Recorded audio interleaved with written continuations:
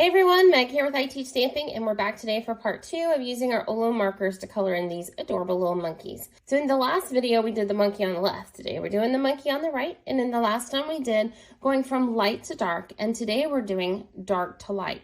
So this is going to give us a very different look, and the reason is the amount of alcohol ink that we're using. So the first monkey that we colored, where we started with our lightest tones and then we built up to our darker ones, we put down a full base coat of that lighter marker.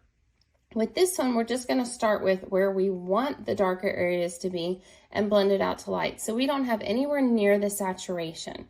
So I'm using the exact two colors that I used yesterday. So it's the OLO O 4.3 and OLO O 4.6. That's one of the things I really like about this is same markers, two different effects. It depends on what you're going for. So just like how I did on the first one, I am going to work section by section. That's just what I find works best for me with the coloring. So there's very few things I'll color the whole thing. It does happen, but not very often. So we're going to finish up his body doing the exact same thing. And then when we get onto his tail, you're going to notice that I got a little excited and colored outside the lines. So I'm going to show you how I went about correcting that. So with the tail, I'm going to start with the dark, blend it out. And then I'm going to add in some dark on the other section and blend it out with my lighter color again.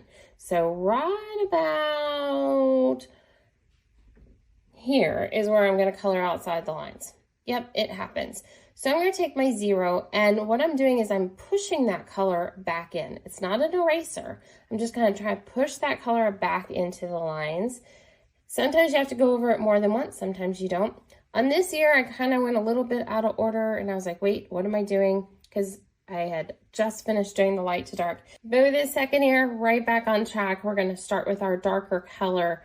And so we're going to start with our 4.6, and then I'm going to blend out to the 4.3 and introduce that 4.1 on this one. So the ears have the 3 colors. And then also we'll use the 3 colors on his face. So around the edges of his face, I'm still going to start with my 4.6, my darker, blend in my medium, and then we'll add our lightest around his face.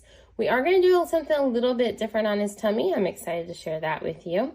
So we'll just go through, get that blended, and now I'm going to go in with my 4.1, cover his entire face. And then before we do the belly, I'm going to take that 0 and I'm going to color in the belly and then go back over it with the 4.1, and I'm going to get a lighter shade of 4.1. So it's just another way to get more out of your markers. A little pink on the cheeks and the ears, and we're done. So can you see the difference between the one where we started light to dark versus dark to light? Let me know which one you like better, or do you like both? Or are you excited to try both?